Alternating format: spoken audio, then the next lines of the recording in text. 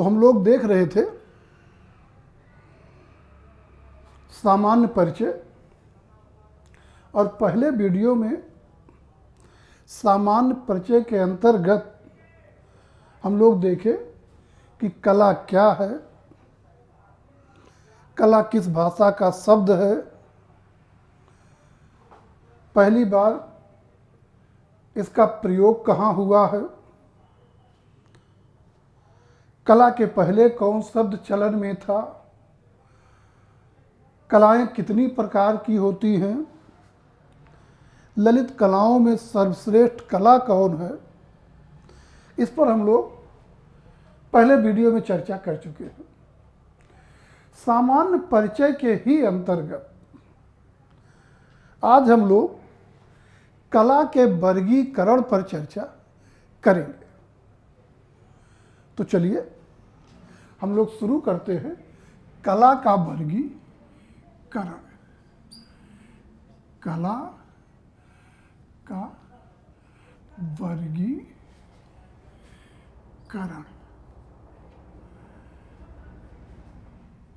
कला का वर्गीकरण, इस विषय पर विचार करने वाला पहला व्यक्ति था यूनानी दार्शनिक प्लेटो।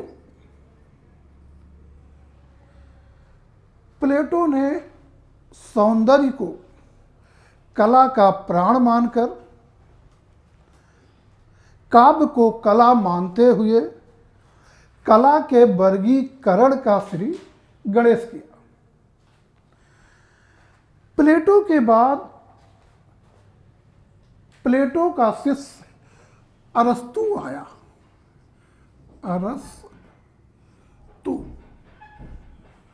अरस्तु ने अपने ग्रंथ भाषण शास्त्र, ध्यान दीजिएगा ये पुस्तक पूछी जाती है, अपने ग्रंथ भाषण शास्त्र में कला के उपयोगी और ललित होने का संकेत दिया है। एक विद्वान है सोनियर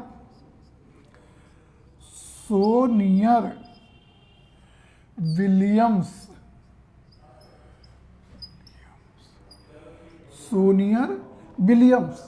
इन्होंने लिखा है संस्कृत कोश, और संस्कृत कोश में सोनियर विलियम्स ने भारतीय दृष्टि से कला के दो वर्गीकरण किए। ये हैं बाह्य कला,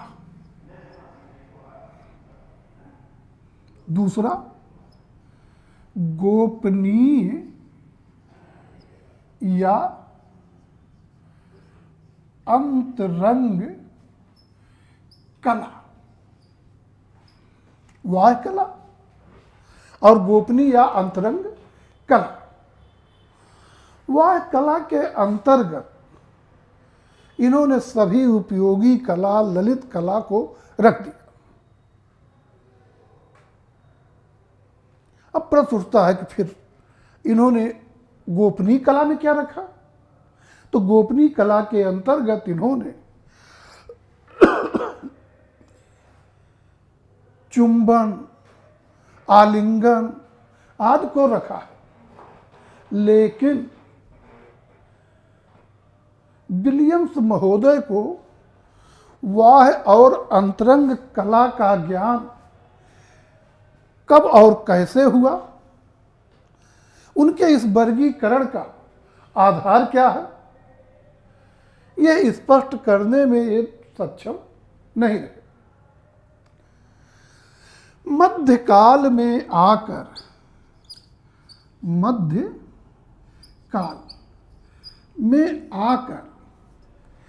शैक्षणिक पाठ्यक्रम की दृष्टि से कला के दो वर्गीकरण किए गए। नंबर 1, व्यावसायिक कला। नंबर 2, उदार कला। ध्यान देंगे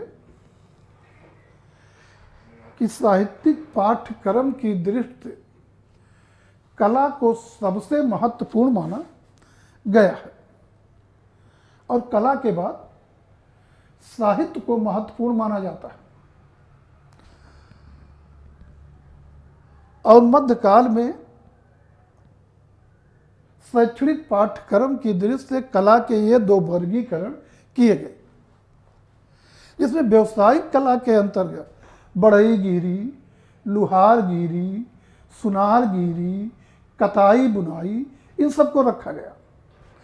और उदार कला के अंतर्गत संगीत, तर्क, काव्य, भाषण, व्याकरण, इन सबको रखा गया।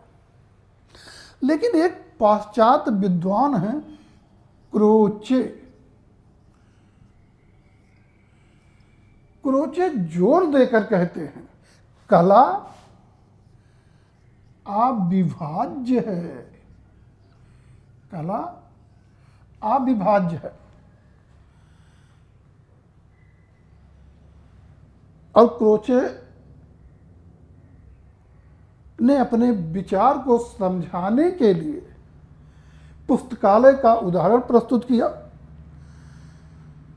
कि पुस्तकालय में अलग अलग विषय की पुस्तकें अलग अलग रखी जाती हैं और उपयोगी भी है कि आवश्यकता पड़ने पर संबंधित पुस्तक तुरंत प्राप्त हो सके। लेकिन इसका मतलब ज्ञान का वर्गीकरण कदाप नहीं है, ज्ञान अविभाज्य है। यही बात कला पर भी लागू होती है। तो कुल मिला के क्रोचे माने कला अविभाज्य है। भारतीय दृष्टिकोण को देखेंगे तो पारमार्थिक दृष्टि से भारतीय भी कला को अविभाज्य मानते हैं। यद्यपि व्यवहारिक दृष्टि से उसके अलग अलग रूपों की चर्चा करते हैं। तो कुल मिला के मान्य विचार यही है कि कला अविभाज्य है। विभाजन के प्रयास केवल और केवल बौद्धिक व्यायाम का ही आभास कराते हैं। व्यवहारिक दृष्टि से ज्यादा कला को उपयोगी कला और ललित कला में बांटना ही उचित माना गया है। इनमें से ललित कला का विविध आधारों पर वर्गीकरण किया गया है, जो वास्तव में कला का वर्गीकरण या विभाजन न होकर केवल कला के अलग अलग रूप है।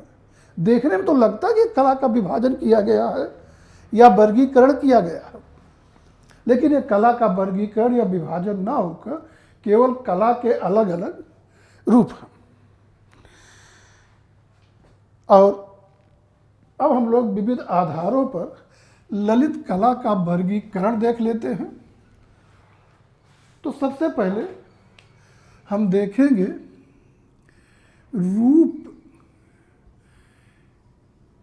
के आधार पर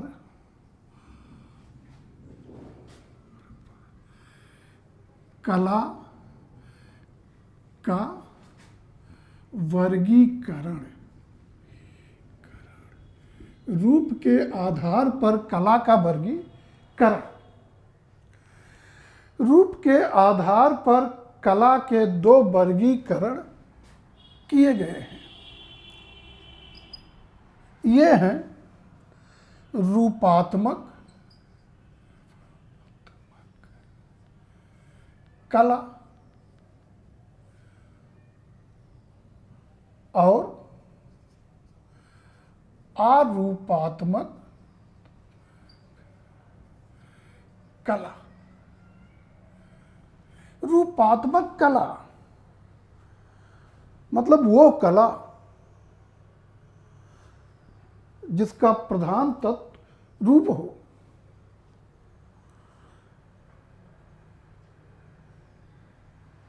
और देखेंगे कि चित्रकला, मूर्तिकला, वास्तुकला में प्रधान तत्व रूप ही है। उनके रूप को देखकर ही हमें आनंद की प्राप्ति होती है।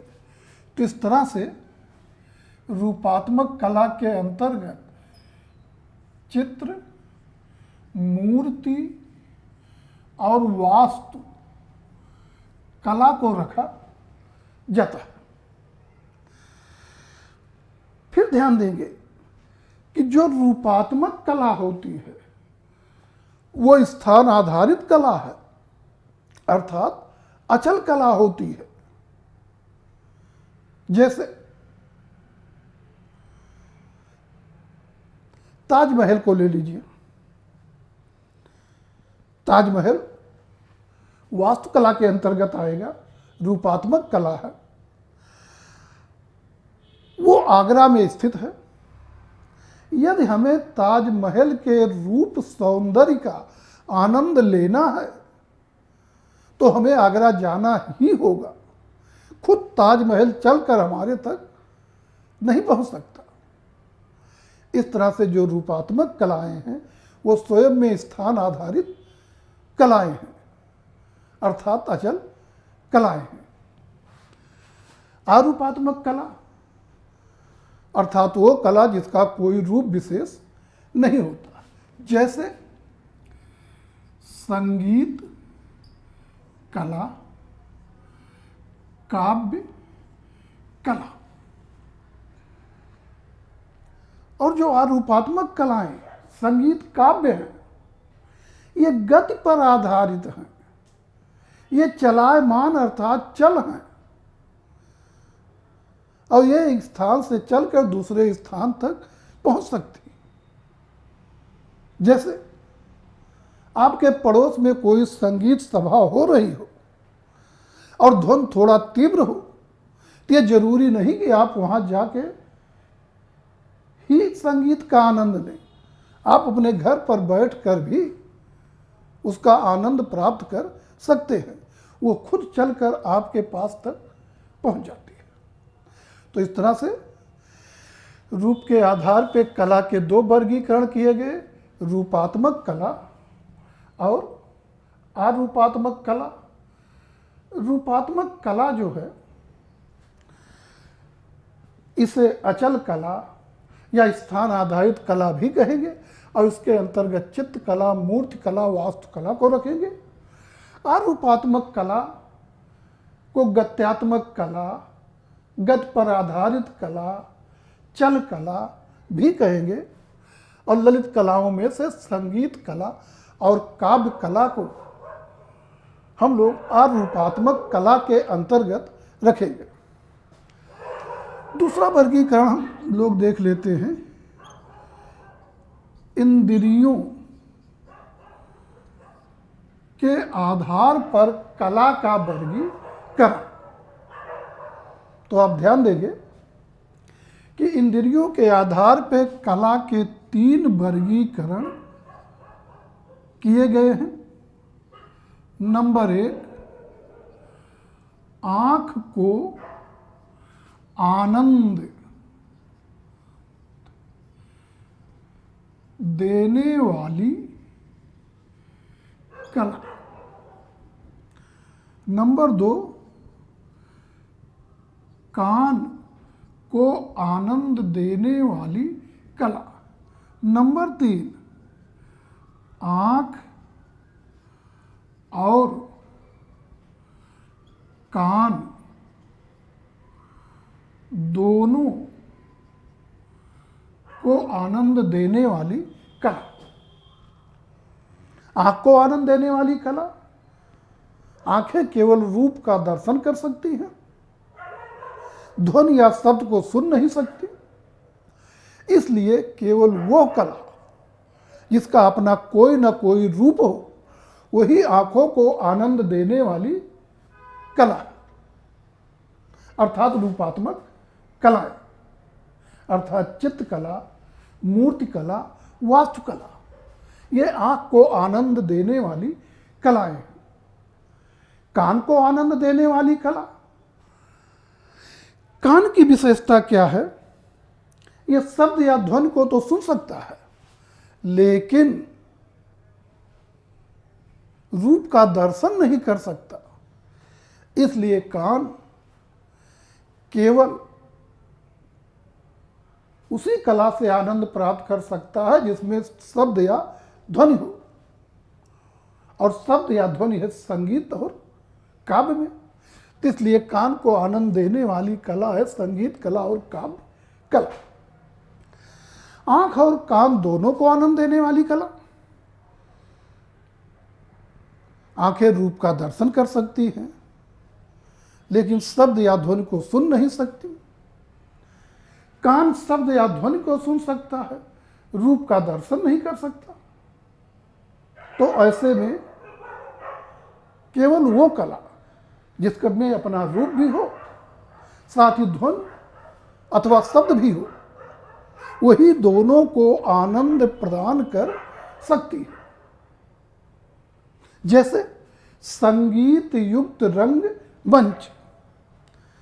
संगीत युक्त रंगमंच है, तो संगीत युक्त रंगमंच में जो रंगमंच पर अभिनय होगा उसका आनंद आंखें प्राप्त कर लेंगी, क्योंकि उसमें रूप होगा। और जो संगीत बजेगी उस ध्वनि का आनंद कान प्राप्त कर लेगा। तो इस तरह रंगमंच आंख और कान दोनों को आनंद देने वाली कला है। एक तीसरा वर्गीकरण हम लोग देख लेते हैं। मूर्तता के आधार पर, मूर्तता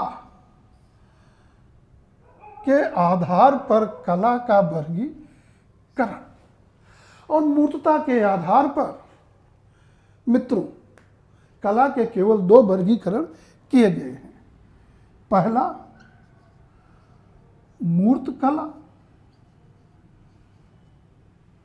और दूसरा अमूर्त कला। मूर्त कला नाम से ही क्लियर है, जिसका अपना कोई ना कोई स्वरूप है, अर्थात जो मूर्तवान है वो मूर्त कला है, अर्थात रूपात्मक कला है। और इस तरह से मूर्त कला के अंतर्गत चित्रकला, मूर्ति कला और वास्तुकला को रखेंगे। अमूर्त कला जिसका अपना कोई रूप ही न हो,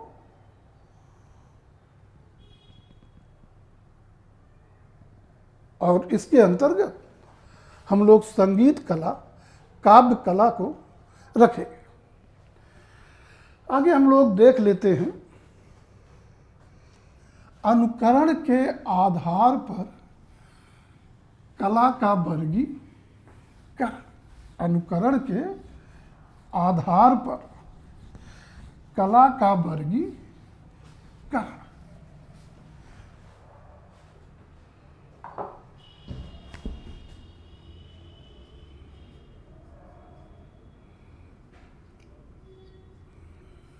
अनुकरण के आधार पर कला का वर्गीकरण।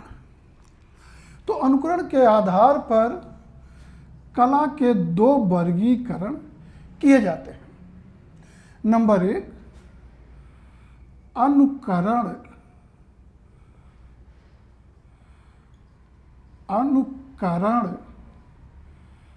पर आधारित कला। नंबर दो, अनुकरण का सहयोग ना लेने वाली कला। अनुकरण पर आधारित कला और अनुकरण का सहयोग न लेने वाली कला। आप देखेंगे सामान्यतया माना जाता है कि सभी कलाएं अनुकरण पर आधारित कलाएं हैं, लेकिन ललित कलाओं में से चित्रकला में अनुकरण का सबसे अधिक महत्व है। कारण चित्रकार जो देखता है उसे सेम टू सेम बनाने का प्रयास करता है। आगे ध्यान देंगे कि सामान्यतया सभी कलाएं अनुकरण पर आधारित मानी जाती है, लेकिन आधुनिक युग में ऐसी भी कलाएं हैं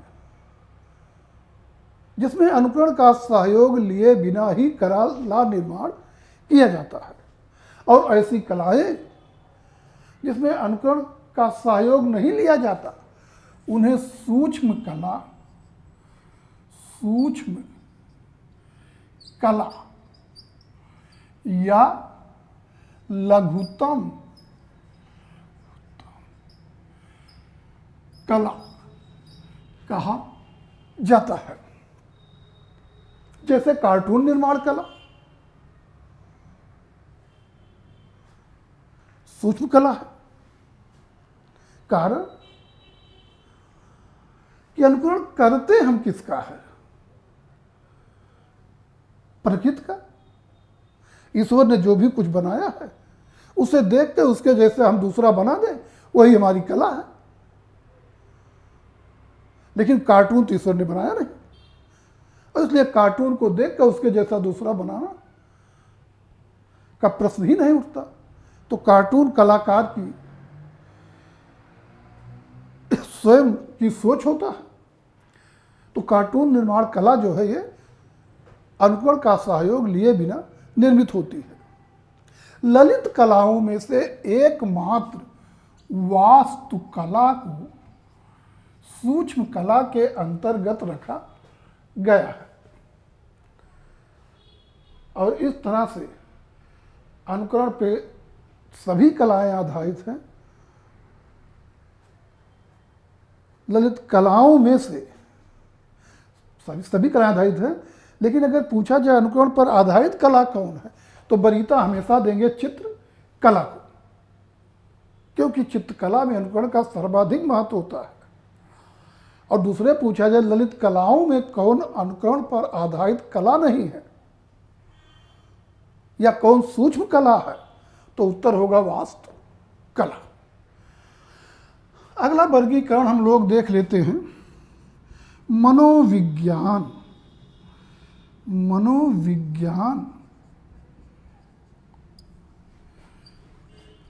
के आधार पर कला का वर्गीकरण। तो मनोविज्ञान के आधार पर कला के 3 वर्गीकरण किए गए हैं। ये हैं अलंकरणात्मक कला,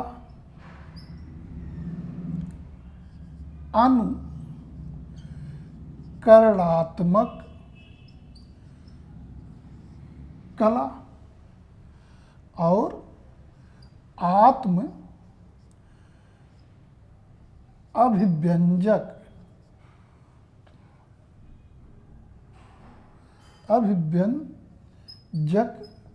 कला।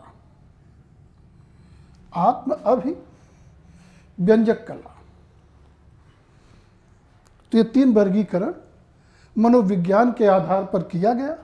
अलंकरणात्मक कला सौंदर्य प्रधान कला है। जनरली सभी कलाएं जो हैं उनमें अनुकरण का महत्व होता है, लेकिन अनुकरणात्मक कलाओं में सबसे महत्वपूर्ण कला जो है वो श्रृंगार कला है। अनुकरणात्मक कला मतलब अनुकरण पर आधारित कला, और मनोवैज्ञानिकों के अनुसार अनुकरण मानव की सहज प्रवृत्ति है। इसी प्रवृत्ति के कारण छोटा बच्चा अपने से बड़ों को जो करते हुए देखता है वो वही और वैसा ही करने का प्रयास करता है। और इस तरह से मनोवैज्ञानिक सभी कलाओं को अनुकरण पर आधारित कला मानते हैं। आत्म अभिव्यंजक कला, आत्म अभिव्यंजक कला देखेंगे तो इसमें कलाकार अपने भावों को विविध रूपों में नृत्य द्वारा, अभिनय द्वारा, संगीत द्वारा, चित्र बनाकर, मूर्ति बनाकर व्यक्त करता है। आगे हम लोग देख लेते हैं विकास के आधार पर कला का वर्गीकरण। विकास के आधार पर कला का वर्गीकरण। विकास के आधार पर कला का वर्गीकरण। मित्रों ध्यान दीजिएगा कि कला के वर्गीकरण तो कई किए गए हैं, लेकिन कला का सबसे महत्वपूर्ण वर्गीकरण विकास के आधार पर कला का वर्गीकरण है। और इस वर्गीकरण का श्रेय पाश्चात्य विद्वान हीगल को प्राप्त है। हीगल ने विकास के आधार पर कला के 3 वर्गीकरण किए हैं। ये हैं प्रतीकात्मक कला, शास्त्रीय या अभिजात्यवादी कला, और तीसरा है भावात्मक या स्वच्छंदतावादी कला। प्रतीकात्मक कला नाम से ही क्लियर है कि इसमें कला निर्माण प्रतीकों के माध्यम से होता है। और इसका सबसे अच्छा उदाहरण प्रागैतिहासिक चित्रकला है।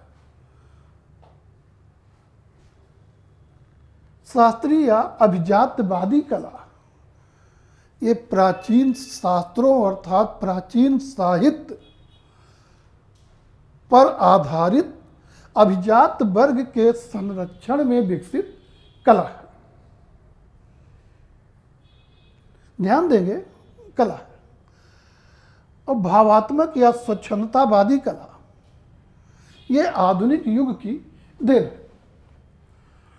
ये आधुनिक युग की देन है।